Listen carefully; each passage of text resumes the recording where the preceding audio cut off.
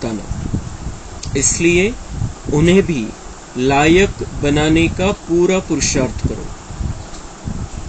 प्रश्न, तुम किस रेस के आधार से शिवालय के मालिक बन जाएंगे? उत्तर, फॉलो फादर मदर। सिर्फ एक जन्म पवित्रता की प्रतिज्ञा करो, नरक से दिल हटा दो। शिव बाबा तुम्हारे लिए शिवालय स्थापन कर रहे हैं, जहां तुम चैतन्य में राज्य करेंगे। धंधाधोरी करते बाप और स्वर्ग को याद करने से राजाई का तिलक मिल जाएगा, अर्थात शिवालय के मालिक बन जाएंगे। गीत, तुम्ही हो माता पिता तुम्ही हो। ओम शांति। ओम शांति हम कहते हैं, यह है अपना और बाप का परिचय देना। वह महिमा भक्त लोग करते हैं। त्वमेव माताश्च पिता त्वमेव। तुम तो बच्चे हो, जिसकी महिमा भक्त लोग भक्ति मार्ग में करते हैं। आज वह बाप आपके सम्मुख बैठा हुआ है। बाबा म्हणता है, ओम शांति हम कहते हैं, ये है अपना और बाप का परिचय देना। जेव्हा आपण ओम शांती म्हणतो तेव्हा ही गोष्ट क्लिअर पाहिजे आपल्याला, की आपण ओम शांती म्हणतोय म्हणजे स्वतःला आठवण करून देतोय की मैं आत्मा शांत स्वरूप हूं, मेरा स्वधर्म शांति है और मैं शांति के सागर परमपिता परमात्मा की संतान हूं। तो ओम शांति में हम अपनी भी पहचान करा देते हैं खुद की खुद से, दूसरों को भी अपनी पहचान देते हैं कि मैं कौन हूं और मेरा कौन है। जो शांति का सागर है वो मेरा पिता है। आता भक्त बाबा म्हणताय की वो गाते हैं, हे जे गीत ऐकलं आपण भक्ती मार्गातलं गीत आहे, भक्ती मार्गवाल्यांनी बनवलेलं गीत आहे। त्वमेव माताश्च पिता त्वमेव, तुम्ही हो माता पिता तुम्ही हो। वो सिर्फ गाते हैं, उन्हें ये पता नहीं कि हमारा उसके साथ ये डायरेक्ट संबंध है। और ये कब जुटता है?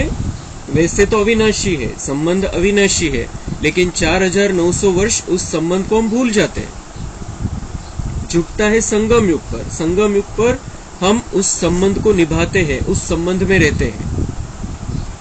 तो बाबा म्हणता है, वो गाते हैं और तुम मेरे सामने बैठे हो, तुम मेरे बच्चे बनकर बैठे हो। त्यांना तो तशा प्रकारचा कुठलाही अनुभव नाहीये, ते फक्त महिमा गातात। त्यांचा त्याच्या मागचा उद्देश असतो की परमेश्वराची स्तुती करायला पाहिजे, त्यातून पुण्य जमा होईल, ही भावना असते। संबंध नाही डायरेक्ट मनाचा। तो हम बाबा के बन गए हैं, हम भगवान के बन गए हैं। आपण स्वतःला धन्यवाद द्यायचे की आपण बाबांना ओळखलेलं आहे। जो परमेश्वर दिसत नाही त्याला आपण ओळखलेलं आहे, त्याला प्राप्त केलेलं आहे, त्याने आपल्याला निवडलेलं आहे। तो भगवान जो सबसे बड़ा है, देवों का देव है, जो सबसे श्रेष्ठ है, सबसे ऊंचा है, जो सर्वशक्तिवान है, जिससे ऊंचा कोई भी नहीं है, हम उसके बने हैं। मग या देशामध्ये त्याच्यानंतरची स्टेप जी आहे, या देशाचं जे सर्वोच्च पद आहे त्या पदावरती आपली बहन विराजमान है, वो बाबा की बच्ची है। तो जैसे ब्रह्मा कुमारी इसके हाथ में सही करने का अधिकार आ गया है, कशावर सही करायची कशावर नाही करायची, ब्रह्मा कुमारीजला परमात्म्याने अधिकार दिलेला आहे। आणि जे पंतप्रधान आहे, जे सर्वशक्तिवान पंतप्रधान आहे, जे आजपर्यंतच्या सगळ्या पंतप्रधानापेक्षा शक्तिशाली पंतप्रधान आहे, ज्यांनी भारताला खूप उंचीवरती नेलेलं आहे, आणि त्यांच्यामुळे त्यांच्या त्या कार्यशैलीमुळे भारताचा मान सगळीकडे वाढलेला आहे। त्यांनीही ब्रह्मकुमारीचं कार्य जवळून बघितलेलं आहे आणि त्यांनी मान्य केलेलं आहे की हे जे काही करताय सर्वश्रेष्ठ आहे। यांच्यासारखं निष्ठेने आणि ईमानदारीने कोणी कार्य करत नाही। तो सर्वोच्च लेवल पर भी ये सबने मान लिया है और हम डायरेक्ट उस भगवान के बने हैं। वो भगवान ड्रामा प्लान अनुसार हर एक आत्मा से अपना अपना पार्ट बजा कर ले रहा है। उसको नई दुनिया स्थापन करनी है और इसलिए भारत को जो स्वर्ग बनाना है, उसके लिए भारत के जो अभी सर्वोच्च पद है उस पर जो ब्रह्मा कुमारीज है उसको बिठा दिया है, और दूसरा उनको समझ मिल गई है की इनका कार्य कितना बड़ा आहे. यांच्या पूर्वीचे जे पंतप्रधान होते किंवा जे सर्वोच्च लेवलला होते त्यांना इतकं लक्षात नहीं आलं. लेकिन बाबा ने बताया था कि जब अंतिम समय आएगा, जब नजदीक आ जाएगा सब, तब ये ऊपर वाले जो ऊपर के पद पर आसीन है, जिनके पास भारत का अधिकार है, उनको भी ये बातें सब समझ में आ जाएगी. ये पहले ही बाबा ने बता दिया था. आणि दुसरी गोष्ट की ते पुढे चालून आता आपण जसं बघितलं की नरेंद्र मोदी म्हणताय की तुम्ही जे काही हातामध्ये घेता ते सगळं चांगल्या प्रकारे पार पाडता. तुम्ही जे जे काही केलेलं आहे, जे भारताचं जे भारत देशाने जे ठरवलेलं कार्य आहे सेवेसाठी, ते सगळं तुम्ही आजपर्यंत सगळं व्यवस्थित पार पाडलेलं आहे. आणि म्हणून आता तुम्ही जे जे भारत सरकार जे ठरवेल त्याच्यामध्ये तुम्ही आम्हाला मदत करा. इथपर्यंत त्यांचं बोलण्याची लाईन आलेली आहे की जे भारत सरकारचं कार्य आहे ते तुम्ही हातामध्ये घ्या. समोरून ऑफर देत आहे. आणि पुढे चालून बाबांनी म्हटलेलं आहे की ही स्टेप कुठपर्यंत जाणार आहे. पुढे चालून इतकं महाविनाशामध्ये असं महाभयंकर परिस्थिती निर्माण होईल, त्यावेळेला ते सांगतील की आता हा देश आमच्याकडून सांभाळला जात नाही, तुम्ही सांभाळा. ही लेवल यायची राहिलेली आता बस. तो हम इतने भाग्यवान हैं, हम इतने ऊंचे भगवान ने स्थापन किए हुए संस्था के भाग बन गए हैं. हम भगवान के परिवार के हैं. जो भगवान सारा कार्य ड्रामा प्लान अनुसार करा कर ले रहा है, ऊपर के पद वालों से भी करा कर ले रहा है, सर्वोच्च अधिकार जिनके पास है उनके द्वारा भी ये कार्य करा कर ले रहा है, ऐसे बाबा के हम बने हैं. ऐसा बाबा हमारा माता भी है, पिता भी है, बंधू भी है, सखा भी है, साजन भी है. ऐसे भगवान के हम बने हैं. तर याच्यासाठी आपण स्वतःला खूप खूप खूप धन्यवाद द्यायला पाहिजे. स्वतःला की आपण ओळखलं, आपल्यामध्ये ती कॅपॅसिटी आहे. बाबांचे तर धन्यवाद पल पल मानायचे, पण स्वतःचेही धन्यवाद मानायचे की आपण ओळखू शकलो त्या परमात्म्याला. माझ्यामध्ये ती कॅपॅसिटी आहे. तो बाबा म्हणतात वो गाते हैं और तुम मेरे बन गए हो. जरूर सम्मुख था अब फिर सम्मुख बैठे हुए हैं. यह बातें अभी तुम बच्चे ही जानते हो, भक्त नहीं जानते हैं. तुम बच्चे जानते हो एक ही बाप है जिसकी महिमा हो रही है. वह बाप तुम बच्चों को कितना सुख दे रहे हैं, जो तुम फिर 21 जन्मों के लिए कभी दुखी नहीं होने वाले हो. इतना सुख हमारे लिए बाबा लेकर आया है कि 21 जन्म हम कभी भी दुखी नहीं होंगे. और अभी भी चाहे कुछ भी है बाहर, लेकिन बाबा ज्ञान से और अपनी पालना से हमें सुख दे रहा है. त्या सुखाचा अनुभव आपल्याला करत राहायचा है, क्योंकि हमें सुख की दुनिया में जाना है. इसलिए दुख की दुनिया में जो हिसाब किताब बनाए हैं हमने, उसको मिटाना तो पड़ेगा. और उसके लिए सहन शक्ति रखनी है. बहुत खुशी से इस रास्ते पर चलना है. बाबा का हाथ कभी भी नहीं छोड़ना है हमें. तो बाबा हमें यहाँ पर भी सुखमय स्थिति में रखेगा. मन तो सुखी रहेगा, भले ही तन दुखी हो, तन में कोई प्रॉब्लम हो, शरीर में प्रॉब्लम हो, परिस्थितियां हो, विघ्न हो, संकट हो, कोई नुकसान हो जाए, लेकिन बाबा अंदर से हमें सुखी रखेगा. और हम जैसा अंदर अपने अंदर सुख की स्थापना कर लेंगे, तो हम नई दुनिया, जो सुख की दुनिया है, वहां पर जाकर रहने के पात्र बन जाएंगे. त्याच्यासाठी पण काही निकष आहे त्या दुनियेमध्ये राहण्यासाठी. बाबा म्हणतात की तुम्ही मला इथं सुखी राहून दाखवा, तर तुम्हाला तो अधिकार देईल की तुम्ही त्या सुखाच्या दुनियेमध्ये, जिथे एक सेकंदाचे दुःख नाही, अशा दुनियेमध्ये मी तुम्हाला पाठवून देईल. तुमची तशी रेकॉर्डिंग होऊन जाईल. ऐसे बाप के सम्मुख तुम बैठे हो. तुम जानते हो यह हमारा बेहद का बाप है, जो हमको स्वर्ग के सुख देने के लिए सेवा कर रहे हैं. बाप हमेशा बच्चों को रचकर उन्हों को सेवा कर लायक बनाते हैं. बाप जैसे कि बच्चों का गुलाम बन जाता है. बाबा म्हणता है लौकिक में भी पिता अपने बच्चों का जैसे गुलाम बन जाता है, सेवा करते हैं, बच्चों को पाल पोस कर बड़ा करते हैं. लौकिक बाप भी बच्चों की पालना करने में कितनी मेहनत करते हैं. रात दिन यह चिंतन रहता है कि बच्चों की सेवा कर बच्चों को लायक बनाए. वो है हद की रचना के गुलाम, यह है फिर बेहद का बाप। बाबा म्हणता है लौकिक पिता भी मेहनत करते हैं, बच्चों को सुख मिले, उनको लायक बनाए, इसके लिए मेहनत करते हैं, लेकिन वो क्या है, हद की रचना के गुलाम है।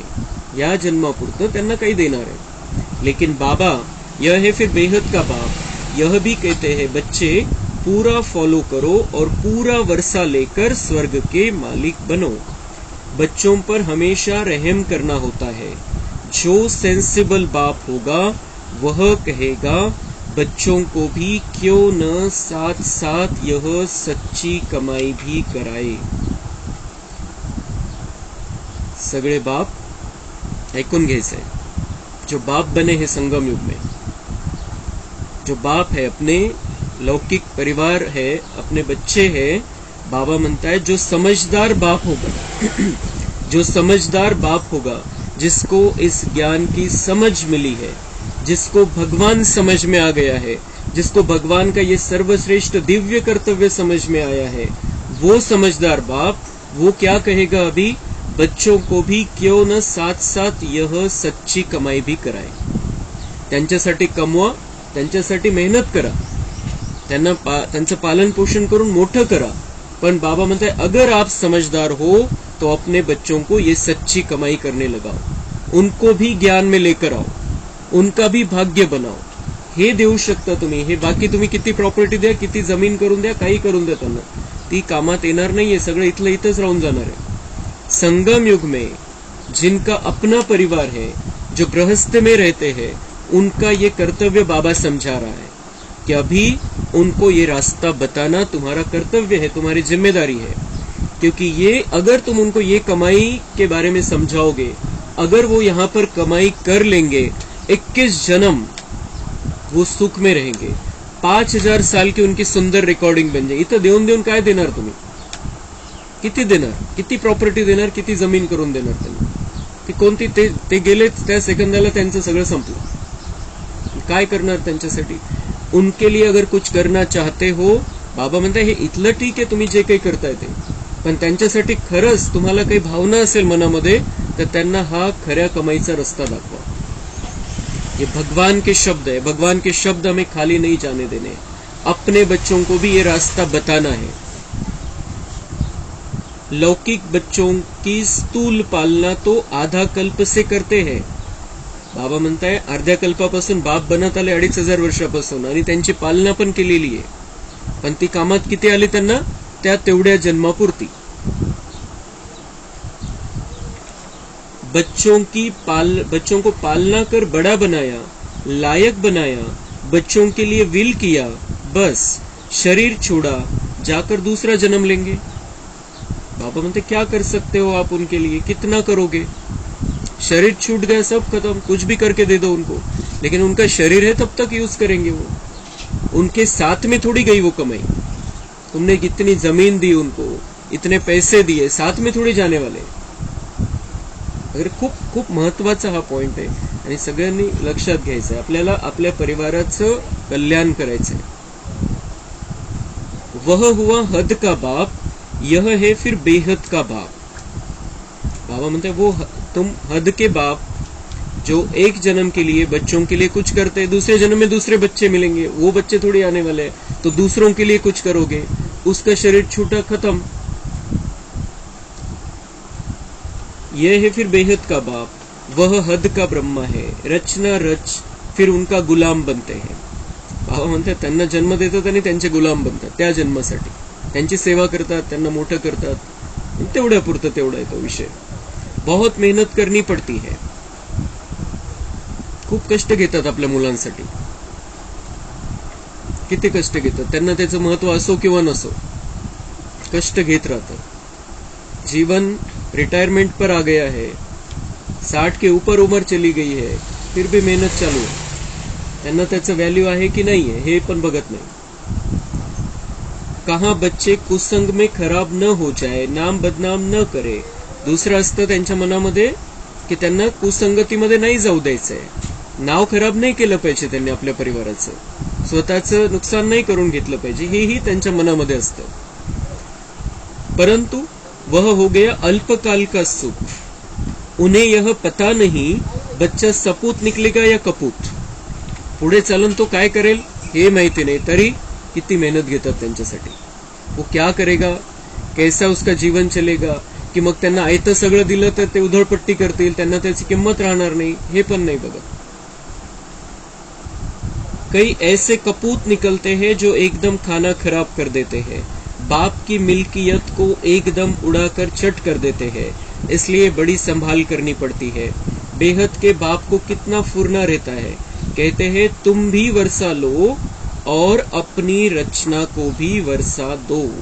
बाबा म्हणतात ते सगळं ठीक आहे, तुमचे जे कर्तव्य आहे, जे जबाबदारी आहे ते सगळं पार पाडा, आपली तब्येत सांभाळा, सगळं काही करा व्यवस्थित. त्यांच्याकडे लक्ष द्या, त्यांच्यावरती नजर पण ठेवा की हा वाईट संगतीमध्ये जातोय का वगैरे सगळं बघा. पण बाबा म्हणतात जर तुम्हाला त्यांचं खरोखर कल्याण करायचं असेल तर जैसे मुझे फूरना है कि मेरे बच्चों को मैं वर्षा दूं, तुम्हें भी ऐसा होना चाहिए मन में कि मेरे जो अभी लौकिक बच्चे हैं उनको भी मैं ये वर्षा दूं. वो वर्षा तो देते आया हूं मैं. 63 जन्म वेगवेगळ्या मुलांना आपण वेगवेगळ्या प्रकारचा वारसा हक्क दिला. वेगवेगळे मुलं होते, त्यांना वारसा हक्क किती असतील आपल्याला, 100, 150, 200 मुलांना आपण वारसा हक्क दिला. 250, 300, पहिले जसं 3, 4, 5 मुलं असायचे, द्वापर नंतरचे जे विषय होता 2, 3, 4, 5, 6, 7, 8, 10 पर्यंत, तर जास्तीत जास्त किती जणांना वर्षा दिला असेल, 500 मुलांना आपण वर्षा दिला असेल. लेकिन अब बाबा कहता है कि अभी तुम्हारे जो परिवार में तुम्हारे बच्चे हैं उनको ये वर्षा दिलाओ, त्यांना हा रस्ता दाखवा आणि सगळ्या विश्वातले सगळे आत्मे त्यांचेही माता पिता बनवून त्यांनाही हा वारसा हक्क द्या. तुम्ही त्यांचे माता पिता बना. शरीराचा विषय वेगळा, शरीराचे तुमचे 1 मुलं असतील, 2 असतील, 3 असतील, त्यांना वारसा हक्क हा द्या, त्यांना हा रस्ता दाखवा. पण सगळ्या दुनियेचे पण माता पिता बना आणि सगळ्यांना हा वारसा तुम्हाला द्यायचा.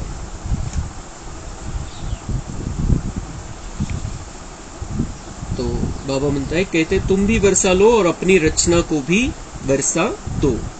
परंतु फिर भी कपूत बच्चे होते हैं तो बाप का कहना नहीं मानते. बाप कहते पढ़ाई करो तो पढ़ते नहीं, पवित्र नहीं बनते. कोई मुश्किल कोटों में कोई में भी कोई आज्ञाकारी निकलते हैं. यहाँ तो श्रीमत मिलती है. तो बाबा पुन्हा बच्च्यावरती आले, स्पेशल बच्च्यावरती. बाबा म्हणता मैं कितनी पालना करता हूँ, कितना वर्षा तुम्हें देना चाहता हूँ. तुम्हें कहता हूँ कि पढ़ाई पढ़ो बहुत अच्छी रीति से, तो कोई पढ़ते कोई नहीं पढ़ते, कोई पवित्र रहते कोई नहीं पवित्र रहते हैं. बहुत कोटों में कोई ही बाबा म्हणता है आज्ञाकारी निकलते हैं. यहाँ बाबा म्हणता है तुम्हें श्रेष्ठ मत मिल रही है जिससे तुम 5000 वर्ष अपने उसका पल पल बहुत सुंदर सुखदायी अपने लिए बना सकते हो. अजून पण चान्स गेलेला नाहीये, अजूनही तो महाविनाशाचा भयंकर टाइम सुरू झालेला नाहीये. 1 वर्षानंतर सुरू होईल, 2 नंतर सुरू होईल की 5 वर्षानंतर आपल्याला माहिती नाहीये. पण आज तर तो भयानक टाइम नाहीये एकदम. आज आपण पुरुषार्थ अजून करू शकतोय. तर जितकं भाग्य लिहायचं, जितकं चांगलं लिहायचंय, अजूनही बाबा म्हणताय चान्स आहे, मी तुम्हाला श्रीमत देतोय. तुम मात पिता यह एक की ही महिमा है, परंतु मनुष्य न जानने कारण श्री कृष्ण के आगे, लक्ष्मी नारायण के आगे कहेंगे तुम मात पिता. यह भी अंधश्रद्धा है. अब लक्ष्मी नारायण प्रारब्ध भोगते हैं, उनको अपने बच्चे हैं, हम उनको कैसे कहते तुम मात पिता. बाबा म्हणते लक्ष्मी नारायणचे तर आपले मुलं, त्यांचे जे 2 मुलं असतील ते त्यांना माता पिता म्हणू शकतात. त्यांना तुम्ही कसं म्हणू शकता माता पिता. सबका माता पिता तो एक ही है, शिव है. लक्ष्मी नारायण के भी माता पिता शिव बाबा है. वास्तव में यह महिमा एक की ही है. गीत में सुना कि ऊंचे ते ऊंचा है शिव बाबा, सबका सदगति दाता, सबको शांतिधाम सुखधाम में ले जाने वाला. तो ऐसे बाप की श्रीमत पर जरूर चलना चाहिए. समझते भी है माता पिता से ही 21 जन्म के लिए सुख घनेरे मिलते हैं, परंतु ऐसी श्रीमत पर कोई मुश्किल चलता है, बहुत ऊंचा वर्षा मिलता है.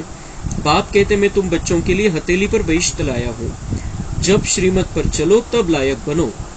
बाबा म्हणताय स्वर्ग आणलेला मी तुमच्यासाठी, तुम्ही श्रीमतवर चला तर तिथं राहण्याच्या लायक बना, तिथं मी तुम्हाला पाठवेल. कदम कदम पर मत लेनी है, मत पर नहीं चलते तो ऊंच पद पा न सके. तिथं प्रजा बनावं लागेल, नोकर चाकर बनावं लागेल. नका चालू बाबा म्हणताय मतावरती. स्वर्ग में लक्ष्मी नारायण का राज्य था, यह किसको पता ही नहीं है. पहले हम भी कहते थे फलाना स्वर्गवासी हुआ, अथवा सन्यासी कोई मरेंगे तो कहेंगे ज्योति ज्योत समाया. परंतु जाता कोई नहीं है। जब बाबा लेने आता है तभी कोई जा सकता है उधर। जीवन मुक्ति व मुक्तिदाता एक ही बाप है, वह न आए तब तक कोई जा न सके। वह है निराकारी दुनिया, निराकारी बाप और निराकारी आत्माएं वहां रहती है, जिसको परम धाम भी कहा जाता है। साइंस घमंडी समझते हैं यहाँ ही जन्मते और मरते हैं जैसे मच्छर। सृष्टि के चक्र का किसी को भी पता नहीं है। भगवान उवाच, मैं तुमको राजयोग सिखलाता हूँ जिससे तुम राजाओं का राजा बनेंगे। विकारी पुजारी राजाओं के भी पूज्य बनेंगे। बाबा म्हणता है कि तुम्हें मैं ऐसा राजयोग सिखाता हूँ जो तुम राजाओं का राजा बनेंगे। और विकारी पुजारी राजाएं, जो द्वापर के बाद में जिन्होंने पूजा स्टार्ट की, ऐसे राजाएं, बड़े बड़े राजा जिनके पास भारत का साम्राज्य जिनके हाथ में था, ऐसे राजाएं भी किसकी पूजा करते हैं? हम बाबा के बच्चों की, देवी देवता के रूप में। तो बाबा म्हणता है ऐसा पूज्य मैं तुम्हें बनाता हूं, जिनके हाथ में भारत की बागडोर है, जो भारत को संभालते हैं, भारत की रक्षा करते हैं, ऐसे बड़े बड़े राजाएं आपकी पूजा करेंगे। ऐसा मैं तुम्हें लायक बनाता हूं। किती मोठी गोष्ट आहे, किती नशा चढवणारी गोष्ट आहे। गाया भी है आपे ही पूज्य आपे ही पुजारी। तुम जानते हो हम सो पूज्य देवी देवता थे, फिर हम सो पूज्य चंद्रवंशी बने। हम सो पूज्य और पुजारी बनते हैं। बाप आकर पुजारी से पूज्य बना रहे हैं। अब ज्ञान जिंदाबाद हो रहा है। अपन बघितलं कि ज्ञान कैसे जिंदाबाद हो रहा है। ज्ञान की महिमा सबको समझ में आने लगी है। इस ज्ञान का प्रॅक्टिकल सबको समझ में आने लगा है। देशाचे वरिष्ठ लेवलचे पंतप्रधान असो किंवा कोणी असो, या ज्ञानाची लेव्हल काय, या ज्ञानामुळे हे कसे झालेले तयार, कशा प्रकारचे यांचं कार्य चाललेलं आहे। बाबा म्हणता ये ज्ञान जिंदाबाद हो रहा है, सबके समझ में आ रहा है, सबको इसका महत्व पता चल रहा है। बाप कहते मैं कितनी समझानी देता हूँ। कहते हैं I am most obedient father, father servant, teacher servant, Guru servant. किती निरंकारी है। बाबा म्हणता है मैं कौन हूं? तुम्हारा आज्ञाकारी पिता हूं। मोस्ट ओबीडियंट फादर, मैं तुम्हारा आज्ञाकारी पिता हूं। फादर सर्वंट, फादर सर्वंट, बाबा म्हणता है मैं पिता, तुम्हारा गुलाम, मैं शिक्षक, तुम्हारा गुलाम, मैं तुम्हारा गुरु, तुम्हारा गुलाम। क्यों? क्योंकि सेवा पर है, भावना सेवा की है। त्या अर्थाने बाबा म्हणता है मैं तुम्हारा गुलाम हूं। इतना ऊंचा बाबा, इतना श्रेष्ठ बाबा, और ये हर एक बच्चे के साथ बाबा बात करता है मुरली के द्वारा। असं नाही की सरसकट सगळ्यांसाठी चाललेली आहे, लेकिन एक एक बच्चे के लिए बाबा की ये एक एक बात होती है। तो बाबा मुझसे कह रहा है मैं तुम्हारा ओबीडियंट फादर हूं, मैं तुम्हारा आज्ञाकारी पिता हूं, मैं तुम्हारा गुलाम, पिता, शिक्षक और सद्गुरु हूं। सेवा, माझ्याकडून जी सेवा घ्यायची ती सेवा तुम्ही घेऊ शकता। या अर्थाने बाबा म्हणतोय, इतकी त्याच्यामध्ये निरंकारिता है। पंडे लोग भी यात्री के सर्वेंट होते हैं, रास्ता बताने वाले। अब मैं तुम बच्चों को स्वर्ग ले चलने के लिए गाइड बनाऊं, लिबरेट करता हूँ। हिस्ट्री रिपीट जरूर होगी। ग्रंथ में भी कहते हैं कि है भी सत, होसी भी सत, एक ओंकार। यह परमात्मा की महिमा है। एक तरफ कहते हैं अजोनी, दूसरी तरफ कहते हैं सर्वव्यापी है। जिधर देखता हूं तू ही तू है। यहां हम आए हैं मौज करने, ऐसे बहुत ही कहते हैं। बाबा म्हणते काय कोणाचं काय कोणाचं काय कोणाचं काय। कोणाला परमात्म्याविषयी ज्ञान आहे, कोणी त्यांच्या त्यांच्या पद्धतीने ज्ञान स्वीकारलेले, त्यांच्या त्यांच्या पद्धतीने त्याची ओळख करून घेतलेली आहे, आणि कोणी म्हणतं काय मजा करून घ्या, बस काही घेणं नाही, कोण परमेश्वर है आणि कोण काय। ऐसे बहुत ही कहते हैं। अब बाप कहते हैं बच्चे यह सब बातें तुम्हें डुबोने वाली है। ये जो कोई बातें हैं, बाबा म्हणते ये जो अलग अलग बातें भक्ति मार्ग में भी आई है भगवान के बारे में, उसके लिए उस कारण से कन्फ्युजन हो गया, गोंधळ निर्माण झालेला आहे, आणि म्हणून मग काही त्या विश्वासच ठेवायला तयार नाही की कोणते परमेश्वर कोणी आहे म्हणून, आणि त्यामुळे ते म्हणतात काही असू द्या मजा करून घ्या। तो बाबा म्हणते ये जो बातें हैं ये तुम्हें डुबोने वाली है, तुम्हारा नुकसान करने वाली है। सर्वव्यापी का ज्ञान डुबो देता है। बाप कितना समझाते, कोई तो झट निश्चय करते हैं कि बाप से वर्षा लेना है, इन जैसा स्वीट फादर मिल नहीं सकता।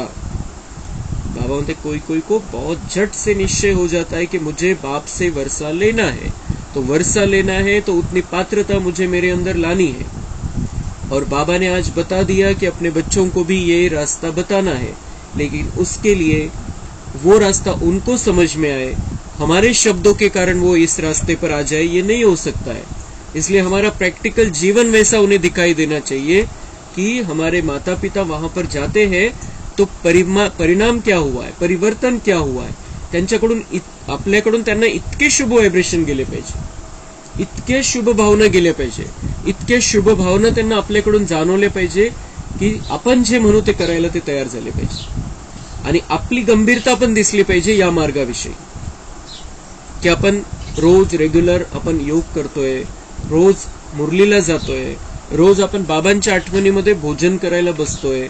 अपन बिल्कुल त्यांना क्लियर लक्षात आलं पाहिजे कि ये भगवान को याद कर रहे हैं, भगवान की याद में है, बीच बीच में शांत होकर बैठ जाते हैं और बहुत खुश दिखाई देते हैं, बिना टेन्शन के रहते हैं, कोणत्याही प्रकारची चिडचिड नाही, कोणत्याही प्रकारचं काही कोणाला रागावणं नाही, टेन्शन घेणं नाही, हे सगळं प्रैक्टिकल मध्ये त्यांना दिसलं पाहिजे। और फिर वो हम जो कहेंगे वो करने के लिए तैयार हो जाएंगे। तो ऐसे नहीं कि हम बोलेंगे और वो आ जाएंगे। बाबा म्हणतात उनको ये रास्ता बताओ, तो अपन सांगू त्यांना आणि ते येऊन जाते, ये नहीं होने वाला है।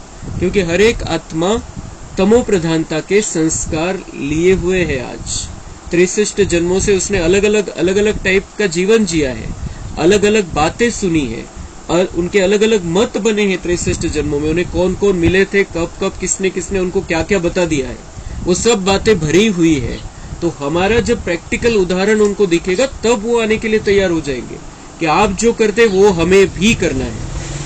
आणि ही आपली जिम्मेदारी, हे लक्षात घ्यायचंय, आपली ही जबाबदारी आहे की त्यांनी आता या रस्त्यावरती चालावं आणि आपलं कल्याण करून घ्यावं। तो इसमें हमारा भी पुण्य जमा होगा, वो आएंगे, उनके वजह से और भी आएंगे, और हमारा पुण्य जमा होगा, उनका भाग्य बनेगा। हे आपण लक्षात घ्यायचे। खूप मोठी जबाबदारी बाबा आज आपल्याला देतोय। तो कोई तो झट निश्चय करते हैं कि बाप से वर्षा लेना, इन जैसा स्वीट फादर मिल नहीं सकता। स्वर्ग को स्थापना करने वाला बाप है, जब बाप मिले तभी हम स्वर्ग के मालिक बने। ऐसे बाप को झट अपना बनाना चाहिए। मुझे तो बच्चे चाहिए जो कल्प पहले बने थे, वो ही आकर सपूत या कपूत बनेंगे कल्प पहले मुआफिक। स्त्री की बच्चों की जबाबदारी क्रिएटर बाप के ऊपर है। बाबा म्हणता है लग्न केलेलं आहे, पत्नी आहे, मुलं आहे, त्यांची जबाबदारी, ज्याने रचना ही रचलेली आहे, लग्न केलेलं आहे, मुलं झालेले आहे, त्या पत्नीची पण आणि मुलांची पण जबाबदारी रचणाऱ्यावरती आहे। त्याने त्यांचं कल्याण करायचं, या मार्गावरती आणायचंय, पण त्याच्यासाठी आधी स्वतःचं उदाहरण, स्वतःला पक्क करायचंय। उनका फर्ज है बच्चों को भी स्वर्ग का मालिक बनाए। पहले तो अपने पर रहम करो। बाबा बोलता पहले तो अपने पर रहम करो। उनका कल्याण करना है, परिवार का कल्याण करना है, मित्र संबंधी का कल्याण करना है, लेकिन उसके पहले अपने पर रहम करो। अपने आप को तैयार करो, अपने आप को समझाओ कि मुझे कौन मिला है और कितना कम समय है अभी मेरे पास। बहुत ऊंचा चांस मिला है, बहुत श्रेष्ठ चांस मिला है, इसमें मुझे 5000 साल की तकदीर में बना सकता हूं। इतना बड़ा चांस भगवान ने मुझे दिया है डायरेक्ट। ऐसे नहीं कि बाबा कृपा करेंगे तो सब लक्ष्मी नारायण बन जाएंगे, यह बड़ा इम्तिहान है। अपना धंधा धोरी सब करते रहो, सिर्फ अपने बाप को और स्वर्ग को याद करो, तो तुम्हारे ऊपर राजाई का तिलक आ जाएगा। बाबा मतलब मैं अगर कृपा कर दूंगा तो सभी लक्ष्मी नारायण बन जाएंगे, और लक्ष्मी नारायण को तो एक को ही बनाना है, हर एक का अपना अपना पार्ट है। तो बाबा म्हणता है जो कुछ भी तुम कर रहे हो, जो धंधा कर रहे हो, काम कर रहे हो, वो सब कुछ करो, लेकिन वो करते हुए बाबा की श्रीमत का पालन करो, बाबा ने जो दिनचर्या बताई है उसका पालन करो, और बाबा को और स्वर्ग को याद करो। तो बाबा म्हणता है ऐसा करते करते तुम्हें राजाई का तिलक मिल जाएगा। बाबा कहते हैं ऊंच पद पाना है तो रेस करो, अभी ऊंच पद पाएंगे तो कल्प कल्प पाते रहेंगे। सिर्फ एक जन्म के लिए पवित्रता की प्रतिज्ञा करो तो 21 जन्म स्वर्ग के मालिक बनेंगे। अब नर्क से दिल को हटा दो। बाबा म्हणता है अभी इस नर्क से दिल को हटा दो, इथं बिल्कुल अटकायचं नाही। जो कुछ है इधर सब खत्म होने वाला है और किसी में कुछ सार रहा नहीं है, काही प्राप्त होणार नाही, इथून दुःखच मिळेल। जिथं कुठं आपण अटकू या दुनियेमध्ये दुःखच मिळेल, कारण हे नरक है। बाबा म्हणते हैं नरक से अपने दिल को हटा दो और स्वर्ग में लगा दो। जिस स्वर्ग में जाना है वहां से अपने दिल को जोड़ लो तो वहां के लक्षण आ जाएंगे, हम पक्के हो जाएंगे, तैयारी करेंगे। और उसके लिए बाबा म्हणता है पवित्रता की प्रतिज्ञा करो, पांचों ही विकारों को त्यागना है। तो बाबा म्हणता है 21 जन्म स्वर्ग के मालिक बनेंगे। शिव बाबा तुम्हारे लिए शिवालय स्थापन कर रहे हैं जहां तुम चैतन्य देवताएं राज्य करेंगे। तो क्या शिवालय का मालिक बनना चाहते हो? फॉलो मदर फादर, जो कुछ है सब तुम बच्चों के लिए है। राजा भी तुम बनेंगे, तुम ही थे अब रंक बने हो। तुमको भगवान पढ़ा रहे हैं, कितना ध्यान देना चाहिए। यह बड़ी वंडरफुल पढ़ाई है। बूढ़े बच्चे जवान सब पढ़ते हैं, बीमार भी पढ़ सकते हैं। अगर बाप और वर्षे को याद न किया तो माया थप्पड़ मार देगी। ब्लड से लिख देना चाहिए, मैं रात दिन बाबा को याद करूंगा, शिव बाबा का हात पूरा पकडूंगा, जो बाबा कहेगा सो करूंगा। तो बाबा म्हणतात ही अशी गोष्ट आहे की तुम्ही जसे रक्ताने लिहायला पाहिजे, म्हणजे पक्की राहील ती। तो वो काही रक्त काढून आपल्याला लिहायचं नाहीये, पण एक पक्केपणा आणण्यासाठी बाबा म्हणताय कि क्या पक्का कर लो मन में कि मैं रात दिन बाबा को याद करूंगा, शिव बाबा का हाथ पूरा पकड़ूंगा और जो बाबा कहेगा सो करूंगा। शिव बाबा कहते हैं बच्चों की संभाल करो। जो बचे उससे 2 मुट्ठी शिव बाबा की सर्विस में लगा दो, फिर उनका एवजा तुमको इतना मिलेगा जितना साहूकार का लाख देने से बनेगा। प्रत्यक्ष फल मिल जाता है। बाबा म्हणते हैं अपने बच्चों को भी संभालो, लेकिन जो बचत है हमारी, उस बचत से ये शिव बाबा का जो कार्य चल रहा है उस सेवा में लगा दो।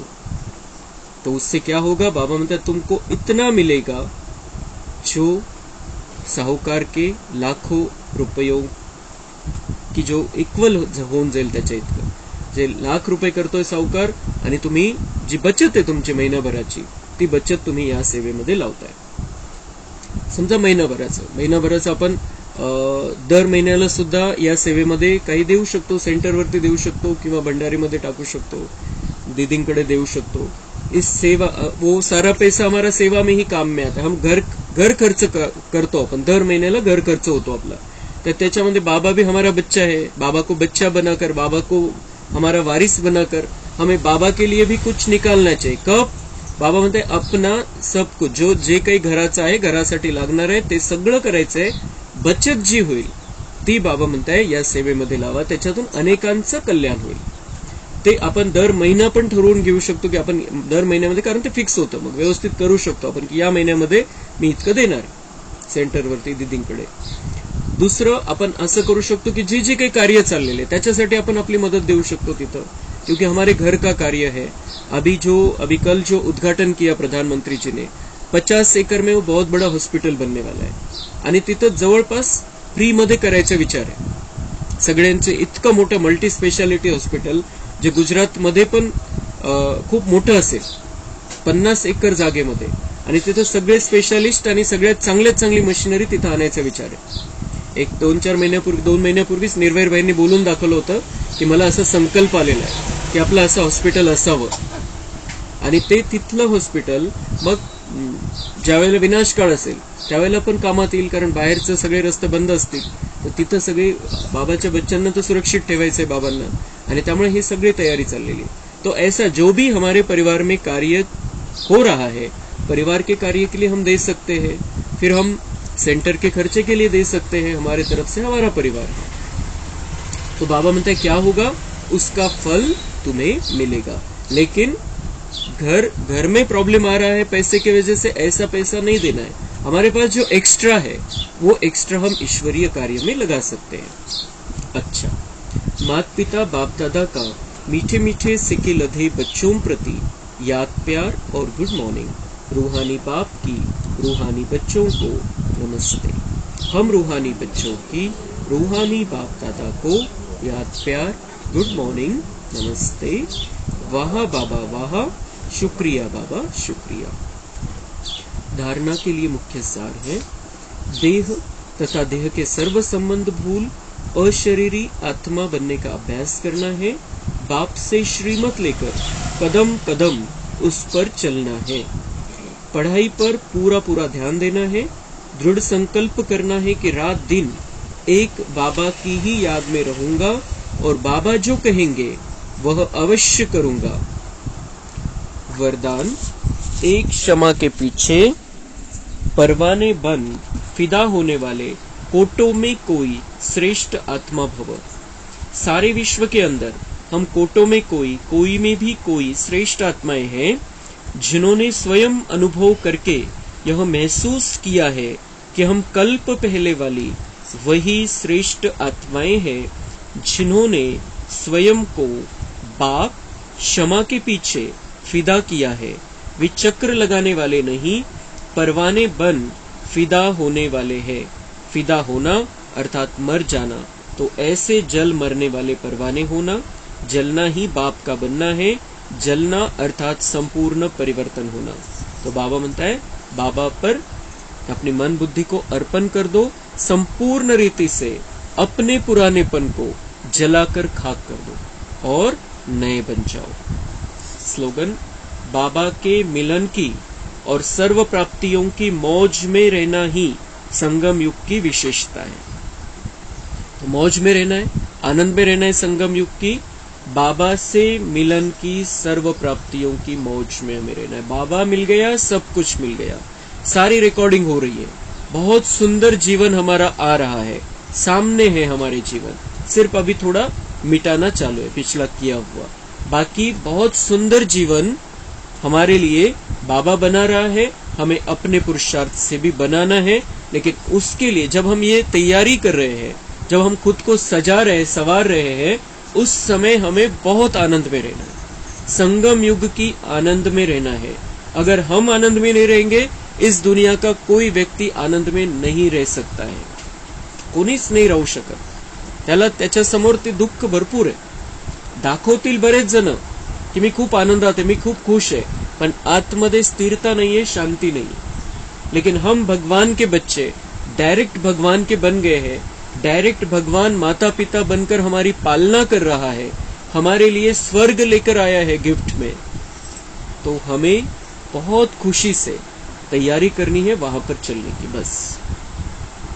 तो यही बाबा म्हणता है, मौज में रहना यही संगम युग की विशेषता. अगर हम मौज में नहीं है, आनंद में नहीं है, तो मूंज रहेगी, माया मुंझा देगी हमें. माया कन्फ्यूज करून टाकेल. मग आनंदामध्ये आहे तर माया इंटरफेयर नहीं करू शकत. एक तो मौज है, नहीं तो मूंज है. और मूंज होती है, कन्फ्युजन होता है माया का, ती गोंधळात टाकते आपल्याला. पण आपल्याला आपला आनंद बिल्कुल गमवायचं नाही, कोणत्याही गोष्टीमुळे, कोणत्याही परिस्थितीमुळे, कोणत्याही व्यक्तीमुळे. अच्छा, ओम शांति. कम बोलो, धीरे बोलो, मीठा बोलो, सत्य बोलो, सोच समझकर बोलो. दुआएं दो, दुआएं लो. सुख